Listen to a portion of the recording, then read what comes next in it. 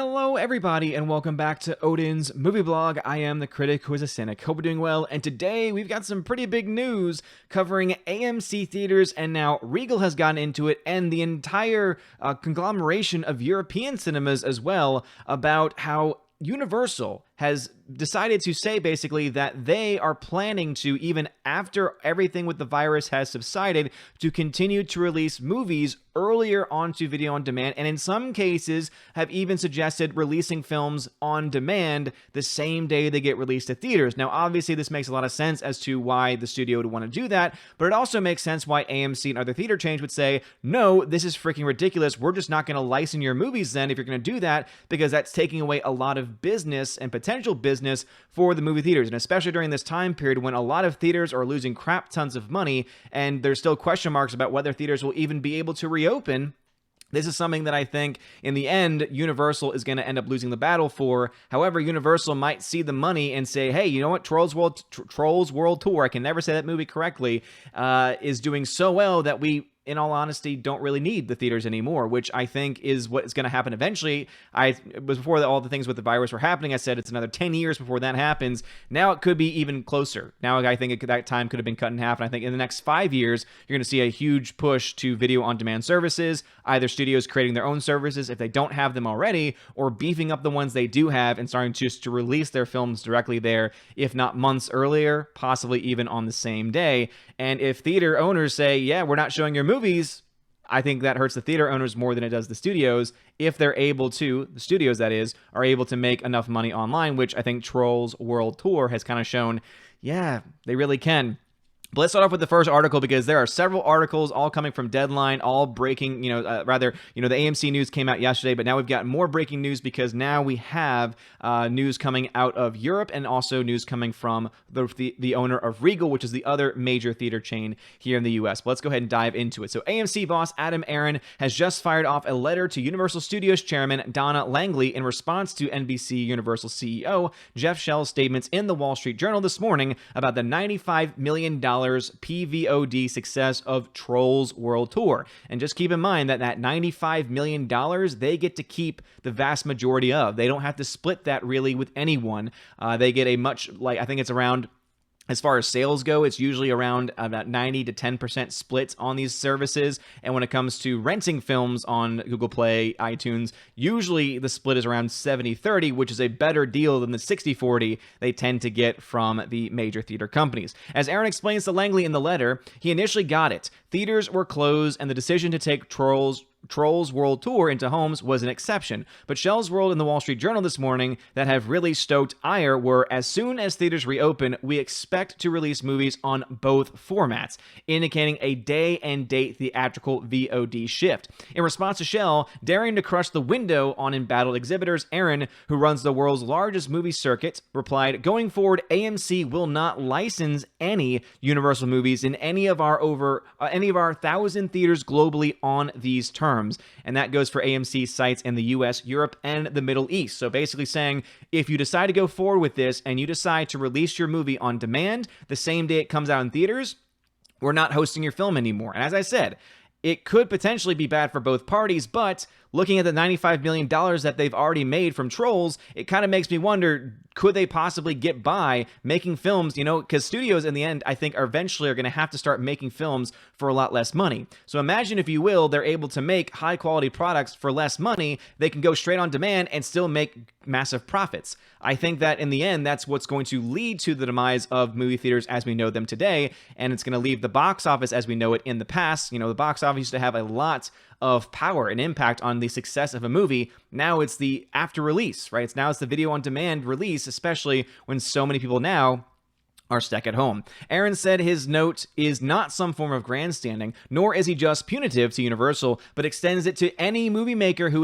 unilaterally abandons current withdrawing practices absent good faith negotiations between us, so that as distributor and exhibitor both benefit and neither are hurt from such changes. And as I said, this makes a lot of sense. Normally, there's about a 3-month window where the film comes out, it stays in theaters. The studios get around 90% of the first couple weekends. Movie theaters really don't make much when it comes to their theater ticket price, when it comes to their theater tickets in those first 2 weeks, because the way the contracts work out and the way the negotiations work, studios tend to get a vast majority. Again, for every $10 you spend on a movie ticket, about $9 of that goes to the studio, only $1 goes to the theater chain, which is why popcorn and soft drinks and all that stuff are always so overpriced, because the theater has to be able to make its money up somehow. But the longer that a movie is able to remain in theaters, it means that they will get more and more of that ticket as it goes on. So eventually it becomes to the point where they get a vast majority of any ticket price, any tickets that they sell on that particular film. But at that point, less people are going to see it. And so it's pretty much all washes out. So by the end of the run, you have around a 60-40 split where the studios get about 60% of all box office receipts and the theaters get around 40%, which of course means they have to make up the money by charging as much for popcorn and soft drinks. Earlier today, even NATO smacked Universal for its chest thumping over Trolls. But wait one darn stinking minute, why is everyone ganging up on Universal over the decision to take Trolls into our homes? Disney is doing this with Artemis Fowl, Warner Brothers with Scoob, etc. Aaron said, who hopes to reopen theaters in June, Universal is the only studio contemplating a wholesale change to the status quo, hence this immediate communication in response. And as I said, this makes complete sense because, yes, you can argue Artemis Fowl going to Disney Plus, Scoob, etc. going. I'm assuming that Warner Brothers Scoob is going to be going to HBO Max. Actually, I did not know that they were doing that with Scoob. That's an interesting move on their part. But those are because of the current situation. There are no theaters for them to show them in. As the person mentioned, as Aaron mentioned in the very beginning, these are exceptions. The problem with Universal is that they are saying, okay, after everything is back to normal, we plan to continue this process, or at the very least, shorten that window, which means less people will be going to the theater, because if you say to people, hey, guess what? You only have to wait a month after release and then you can get it on demand, people can stay at home for a month. When you say it's 3 months, people are like, oh, I want to go see it right now because otherwise I'm going to have to wait 3 months. And then if it's a movie that has spoilers, I'm going to have the film probably spoiled for me by then. And I really don't want to wait until that time period passes to get it on demand. Shortening that release schedule and shortening that window will make it so that less people end up want to go to the theaters, and of course that's going to hit into the theater's bottom line. Universal, of course, responded with it, and again they responded to AMC saying studio believes in theatrical but expects to release movies directly to theaters and PVOD when outlet makes sense. And so Universal is not backing down on this point. Essentially, Universal says that they absolutely believe in theatrical and made no statement to the contrary. But they added, as we stated earlier, going forward, we expect to release future films directly to theaters as well on PVOD when that distribution outlet makes sense. So again, kind of leaving that window very open. Universal ended their note expressing that they are disappointed by this seemingly coordinated attempt from AMC and NATO to confuse our position and our actions, but they're really not confusing that, because you're basically saying that you are planning to change your release window, which is going to have a direct impact on these companies that own these theaters, which guess what? They have to make up so much money. They have lost so much. And no matter how many loans they take out from the federal government or anything to that effect, they will have to still make that money back up. The studios are in a similar position. However, seeing that the studios already get the vast majority of box office money in the first place, and they can get money directly by releasing it on demand, and in some cases, directly onto their own streaming services, you see the position and why AMC and why the European cinemas are in such a position, because this is a danger to their marketplace. Again, we have here once again another article. Theater owners accuse Universal of destructive tendency and not including circuits in Trolls PVOD decision. Following the National Association of Theater Owners' earlier statement today deflating NPC Universal's $95 million victory in the Wall Street Journal, the exhibition organization has issued another public statement tonight after Uni accused them of being in cahoots with AMC over the chain's refusal to play Uni films. Again, I think that they are saying it in a very clear way and saying, hey, no, you're going to affect our business. This is why we're responding. We are in agreement with AMC. We're not in cahoots. Again, it says here, NATO and AMC did not coordinate those statements in any way. Universal has made the reckless charge this evening. Unfortunately, Universal has a destructive tendency to both announce decisions affecting their exhibitor partners without actually consulting with those partners, and now of making unfounded accusations without consulting with their partners. Again, now going after saying Universal is now accusing AMC and NATO. Again, that's not not the NATO that you're thinking of. It's the National Association of Theater Owners in Europe. and this is just because it's going to have a tremendous impact on them. Again, as it says, European Cinema Body Unit says a Trolls World Tour release does not justify wholesale changes. So the International Union of Cinemas in this instance has also made this very clear point. In fact, actually, I may have missed that up. National Association of Theaters, that could be an American association. Let's see, is there another article? There's been so many articles on this. It's been so crazy. So let me see here. If it has anything about that. National Theater Owners, okay, it doesn't say specifically. But anyway, as you can tell, though, the theaters in the United States, the theaters in Europe, which are the two major places where, studios get most of their money in the box office, they don't like this news. And you know what? I'm siding mostly with AMC and NATO and with all the theater chains on this one, because I understand that as a company, they have the right to do whatever release they want, but when the current contracts and the current business relationship that exists says, no, we need a 3-month window so that way we can make as much money as possible, so that way we can stay open, and now you're trying to change that, why would we want to support you in this and give you more money so that way you say, oh, this was a great decision on our part, we're making more money on VOD, we're making some money here at the box office, it's all fine and dandy. Notice how that can be problematic. And so I think AMC and also NATO and also Unit coming out to complain about this are completely valid. But what are your thoughts about this? Do you think that this will continue? I think that down the line, especially when theaters reopen, Universal will come back to the table. They're going to have some type of conversation. And I imagine that we might see changes in the release window as far as how long it goes. It might not be the typical 3 months like it has been previously, because they have seen this nice chunk of change that they can get. And again, they get to keep most of that money, more of that money rather, in comparison to had this been released in theaters.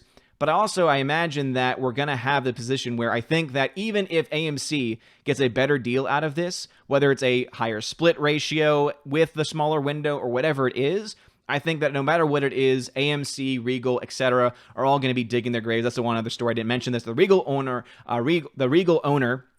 Cineworld chimes in on the Trolls World Tour controversy. We will not be showing movies that fail to respect the windows. So again, those time frame windows, those 3-month windows, currently what it is right now, is something that all theater owners understand, and they say, no, this is going to have a tremendous impact on our industry, and we want to stay open, and we want to continue to be able to do business. But again, Universal is either going to come to the table and deal, or they're not going to have their movie shown. And yeah, you might be making some money on demand, but until you're able to develop your own streaming service and it's able to handle the servers and you're able to make more money to justify, because again, imagine Trolls World Tour coming out in theaters worldwide, you would have seen that film gross hundreds of millions of dollars, and you would have seen at least $100 million plus in actual net gain, net profit, which is a lot more profit than what they're getting from this $95 million. So again, I think that that would be the best position. But what are your thoughts about this? Do you think that AMC is in the right? Do you think that Universal is in the right? Do you think it's a little bit of both? And also, where do you think this is going to fall? Again, I think that eventually they're going to come to play, and Universal is going to have their movies still shown in theaters. However, no matter what deal is struck, I think it's still going to basically be one of those last nails in the coffin for movie theater chains in general. It might get them by and might not destroy them like what they want to do, like what Universal wants to do at this moment, but I don't think it's going to really preserve them for that much longer either, because if anything changes, and if anything includes a shortening of that release window, it's going to push more people, because we're in a situation where more people are going to stay at home and not go to the theater anymore.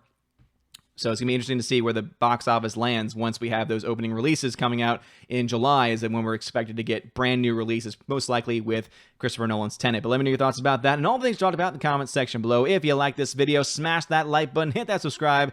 It helps out a lot. You're all amazing and beautiful people. Have a wonderful day, and as always, God bless. And now a huge shout out to my April Patreon and Subscribe Star members. We have animation commentator Brian P., Dion, Divex, Elizabeth M., Enrique Evangelista, Father of Christopher Miller, Hail Father, Frank the Tank and the Shawhan Wiener Dog Clan, Harold Francis, the Hunker Chunky Funky Monkey, Inflamed Wood, Intertrap Productions, Jason Clark, Jeffrey Toon, J.J. Jonathan Jerembeck, Kenneth Cameo, Lady T, Mad Mitch Dunaway, Mike Jackson, Mr. Peabody and his evil twin with the beautiful hair, Orange Hat Reviews, Outpost Dyer, Perpetual Punster, Riff Magos, Rosetta Allen, Steve Glasker, Teresa Martin, Theodore Bendon, The DJD Show, and Tina B. And to my Subscribe Star members, Robert Revo, Mr. Roy, Glinzer, G2Cool99, Darkstar57, J. Alex McCarthy Jr., US 888209 Fast, Dean Heiss, Harold Francis, J. Rod the Beer Guru, Nevadan G. Adams, and ZK Man.